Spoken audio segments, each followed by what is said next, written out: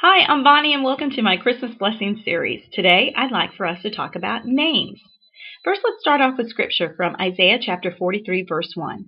Do not fear, for I have redeemed you. I have called you by name. You are mine. Beautiful scripture. Well, let me share with you a little funny story, though. My real name is Yvonne. My nephews never could say Aunt Yvonne. It came out Aunt Bonnie. So I've been Bonnie ever since.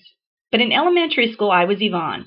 And while I was running for a student council position, I had a campaign slogan that said, "Don't be a pecan, vote for Yvonne." Catchy, right? Well, there was another young boy that was running for another position that had a very catchy slogan as well. His was very simple, and all it took was just repeating his name over and over again. We had to give 2-minute speeches to the entire school, and when he got to the podium to give his, he got stage fright. All he could find the courage to say was, "Vote for me. I am," and he would say his name. "I am, vote for me." And it went over and over for the 2 minutes. There was a lot of chuckles, but I tell you, when we all went back to our class to vote, guess who I voted for? You got it. I voted for him. First, because I remembered his name. And so did everybody else in the school. He won that position. So how does it make you feel when you go someplace and people know your name? They remember your name. There's a local restaurant we go to and we frequent often, but not because they're known for their great food. It's actually because they make us feel appreciated, and they know us by name, kind of like that Cheers song or the TV show, go where everybody knows your name. They just have taken the time to get to know us, and as we enter their doors of their establishment, they embrace us with a warm welcome, calling us by name. So today, in this video, I would like to share with you a few, first of all, just some name games that you can play for your Christmas celebrations, or if you're going to be involved in some ministry work, maybe you're going to have some meetings with some other groups. And then after some of these games and a little activity, I have a challenge for all of us. Okay, so stick with me and let's first get started with the fun games. This one is called Oh Sheet. Hopefully you won't say anything close to that while you play it. Hopefully you'll have so much fun. This is a game that two teenagers from a teen retreat I recently did shared with me, and then they mentioned they got it from two other teenagers from another retreat they were on. So I'm sure this game has been around for a while, and I'm not quite sure who to give the exact credit to for it. But you need, first of all, a sheet, a dark sheet, so that you can't see through. You don't want to see a silhouette of anybody through it. But you're going to get this sheet and make sure it's big enough to go from the tallest person in your group all the way down to the floor. And then you're going to have two people hold the sheet up. And you're going to divide your group. If you have a large family, this is going to be great. Or if you, like I said, are involved in any youth ministry, this works great with adults, though. I have to tell you, I did one with a women's group, and we were at our church hall, and oh my gosh, we were so loud and making a big ruckus that people started coming in wanting to know what's going on in there. We were having so much fun. But so here's like a sheet like this. A dark one, and you're going to have two people holding it up, one on each side. And these two people can also play. You'll just need to trade out from time to time. But you're going to divide your into two teams, and they're going to go on each side of the sheet. And you're going to hold the sheet up, and then you're going to ask each team to bring one member of their team to the sheet. And they're going to be face to face, to where when you go, okay, 1, 2, 3, and you lower the sheet, and you don't want to drop it because then you got to keep bending over, picking it up. Just lower it to where they can see the person on the other side. And the point is to try to be the first person that can say the other person's name. And it needs to be a correct name. You can't just shout out any person's name. You're trying to say the person across from you, and you want to say it before they say your name.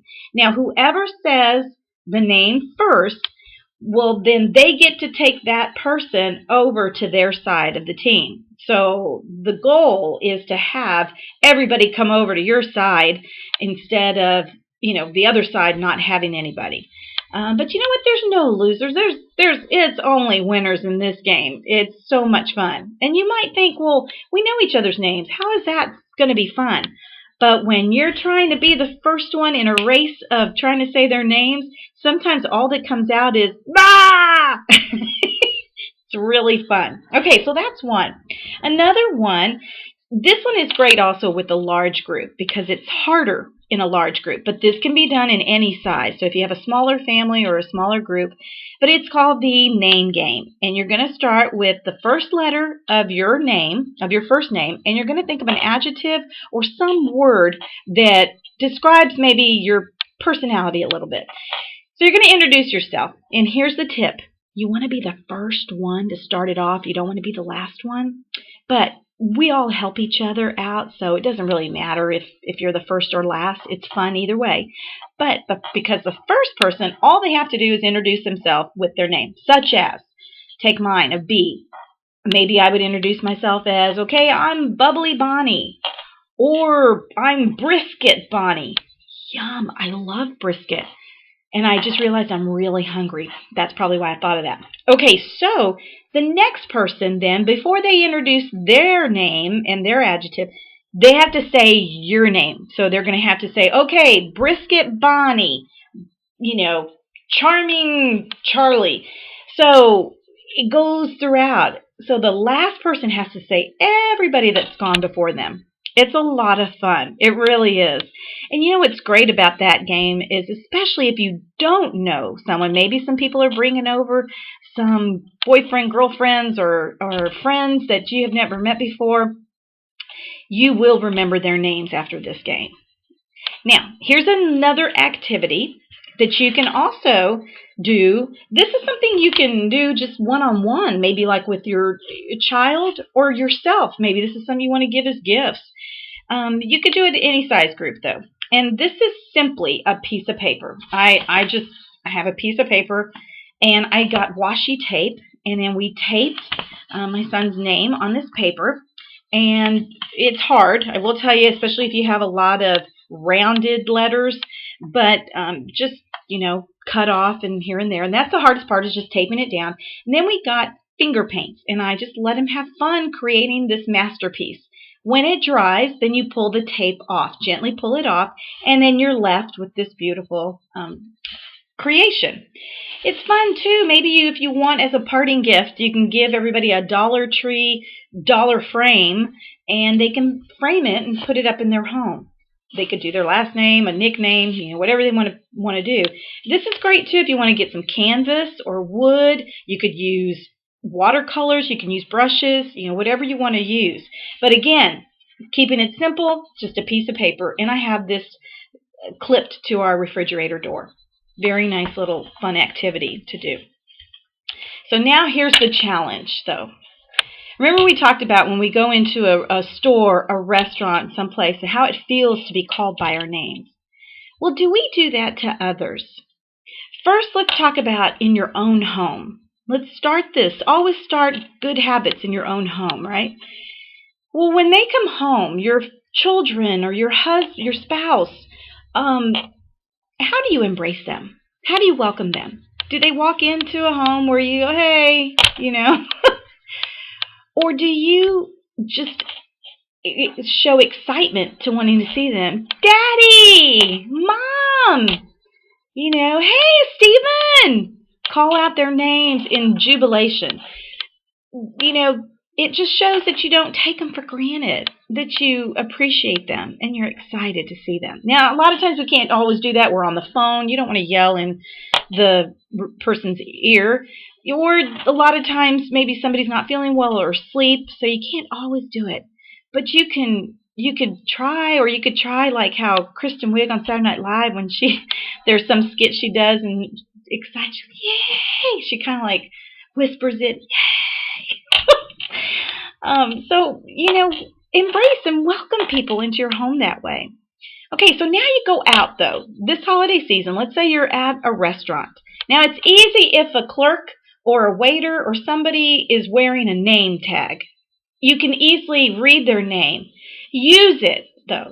And, by saying, hey, Mike, thank you so much for the great service today. Wow, Tammy, your smile is so bright today. Or you made my day. A simple thank you, but add their name to it. Now, what if you don't know their name? Gently ask them, because you don't want to kind of make them feel defensive, like you're wanting their name because you want to turn it in to complain to the manager. But just say, by the way, what is your name? And when they give you the name, follow it up with a great word of encouragement. You never know. Maybe that's the only encouraging word they're going to hear. Maybe that's the only time they're going to hear their name in a nice way. So, again, that's a challenge. Now, here's a last little bit of the challenge I want to leave you with. And I promise I don't get paid by Dollar Tree. I just love not having to pay a lot of money for things. So I find I like some things there, and I really love their notepads, and they're just so cute. But here's one that's a great little size that you can easily keep in your purse, a bag. And then here's a cute one that has an owl on it. I love this. I love an owl because it reminds me of some who questions. And I'm going to leave you with some who questions for this last bit of the challenge. Who needs my prayers today? Who needs my love today? Who am I thinking of? Who am I thankful for? Okay, so that's what you're going to use these notepads for. Here's some more little notebooks. Here's some more owls, but it's a bigger book. You can use this as a journal as well. This one I like. I thought this one was pretty, and it's nice and soft, and it's very thin. But what you want to do is take your notepad, and when you get a name from someone and go, that person just did something really nice for me. They really took their time to take care of me at the bank, at the store. Or it was a stranger that I got a name, and you want to just put that down. Or you see that they're struggling with something.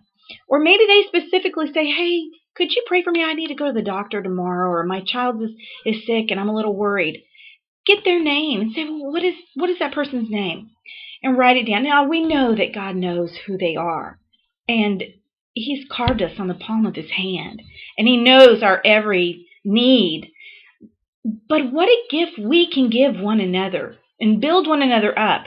Because once you can capture, even if you don't get their name, still write down, the lady at the store or the man at the bank. But you have now, this is a great added tool for your prayer life. So you can place your hand over it as you're praying. Offer these names and these persons, these people up to God. And just another great way we can lift one another and build up His kingdom. So I just, would love to know if you're taking away any little nugget from this series, but anything that does add love and joy into your Christmas, but also in all the time. These are habits that we can establish and create every day to add more love and joy in our lives. So I would love to hear from you. How are you using names today? In what way do you use names? And please share, because that's how we grow, and that's how we can create more love and joy. I just thank you so much. I know this has been a much longer video, so I thank you so much for hanging in there with me. But please stay tuned, because there are more things to come. But I, again, just thank you so much, and have a great day.